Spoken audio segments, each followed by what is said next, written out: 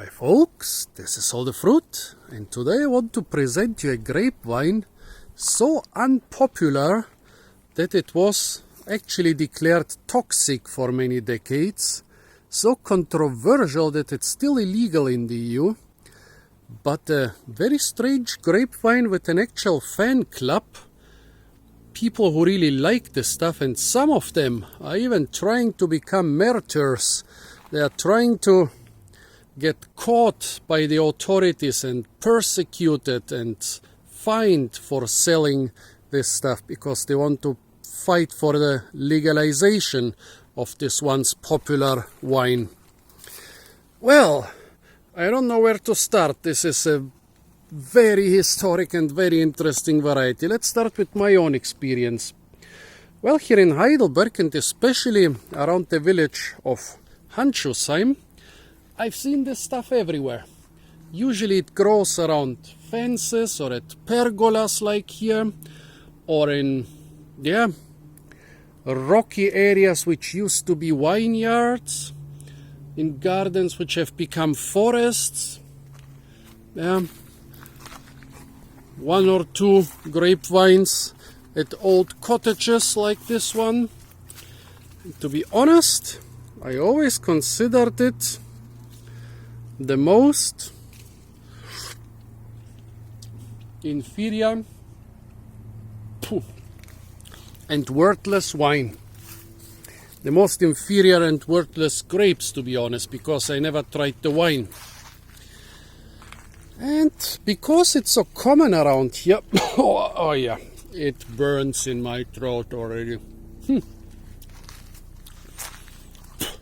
Because it's so common around here, they also have a lot of this stuff at my farm. Yeah, I was trying to make some use of it. I've never made wine, but I tried to eat it. But the taste is quite peppery, hot. I tried to give it away to other people, but nobody seemed to like it a lot. I made grape juice, and once I colored some apple jam with it. Yeah, and I always thought this cannot be an actual variety. This must be rootstock which survived when cultivation of some nice grafts ceased and only the rootstock survived. Here you can see the grapevines are quite old, they are not ancient, but this area was abandoned for some time, and then later it was cleared again because it's in a nature reserve due to those nice rubble walls and nice old fruit cultivation. And I always assumed, they just left the rootstock and didn't do anything, didn't graft anything new on it. And then old people here in the area started talking to me about this stuff, and they learned names like Oberlin and Uhudler, and I learned that this stuff has actually quite an interesting history. Around 1900 it was created by a guy called Oberlin, who had a grapevine institute in Alsace, an area which back then was part of Germany and now is part of France. He called it Oberlin Noir after himself. His name was Oberlin, and Noir means black in French. I guess back then when it was created, probably it was called Schwarzer Oberlin, because you don't just create a new grape variety in Germany and call it a French name. Well, okay, this one is not that colorful, but it is definitely a dark grape. The good thing about it was resistant to phylloxera and mildew, which had basically destroyed the European grape and wine industry in the 19th century. And why was it resistant? Well, this is not a normal Vitis vinifera variety. This is actually a hybrid of Vitis vinifera and Vitis riparia. And yeah, the result is resistance to phylloxera and mildew, and it's also been used in creating many new and more popular varieties nowadays.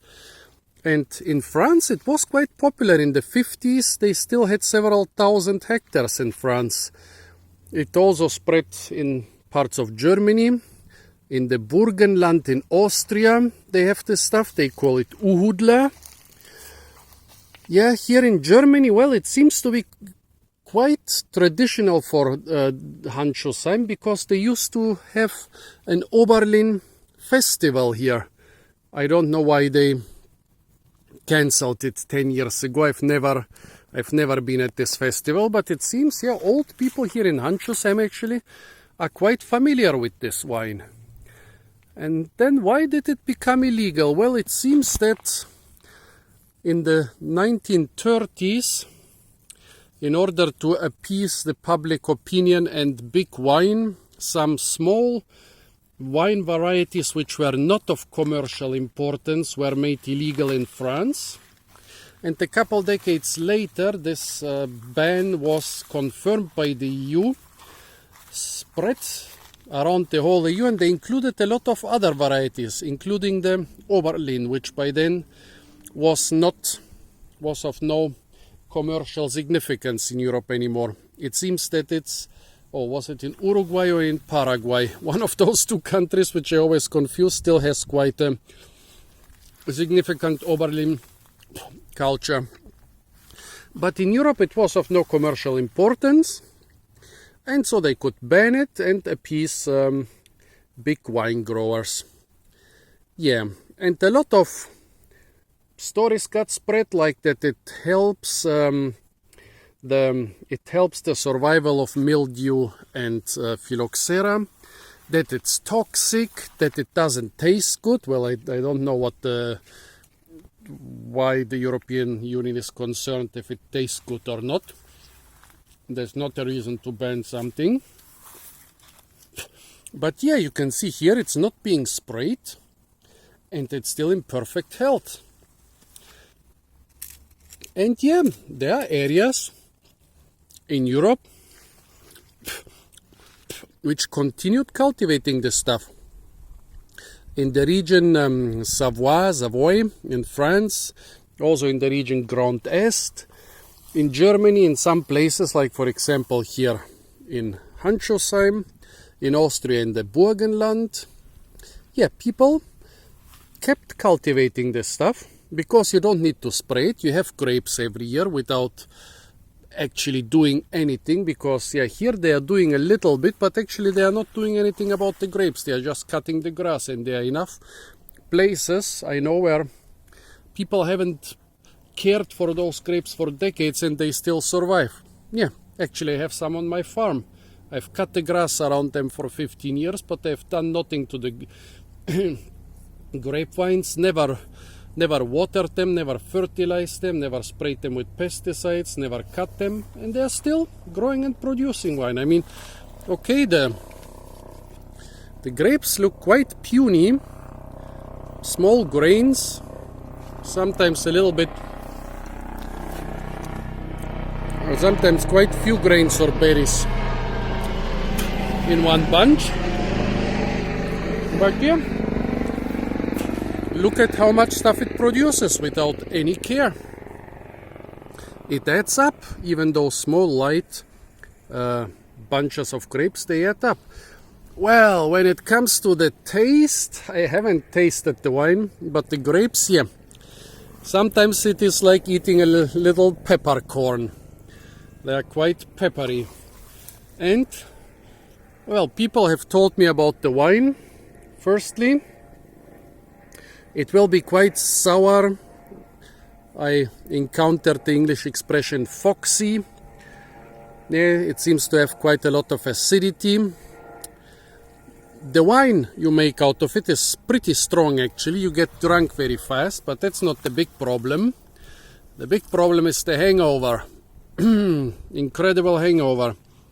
Well, I guess maybe that's why this myth got created, that it has a lot of toxic methanol. However, you don't get the hangover from the toxic methanol, but from all those longer alcohols, which actually don't taste very well either. And yeah, spicy.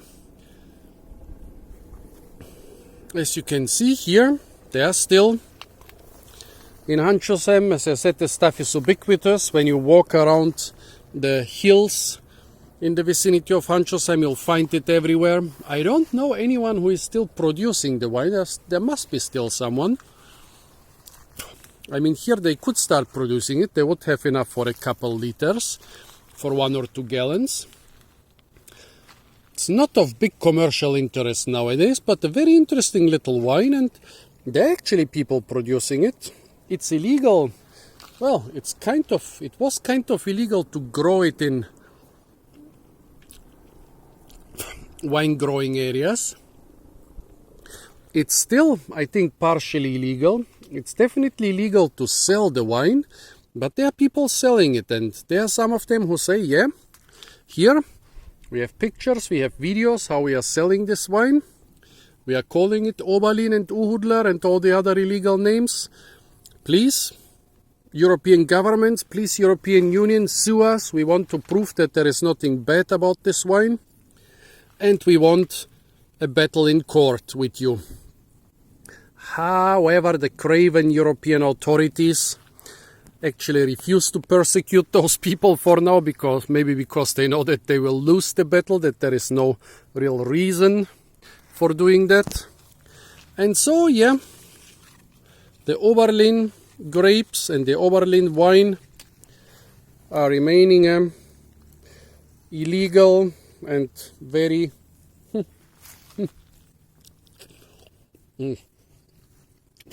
unusual treat in some European countries. If you stumble upon those names, I advise you to buy the wine and try it, but also be very careful for it. Once again, the taste is very strange, the wine is very strong, and you will get a horrible hangover. So folks, this was the illegal grapevine of Oberlin or Uhudler, or Oberlin Noir, or Schwarzer Oberlin, however you want to call it. Stay tuned for a lot more fruit videos from the beautiful city of Heidelberg. And don't forget to like, share, comment and subscribe.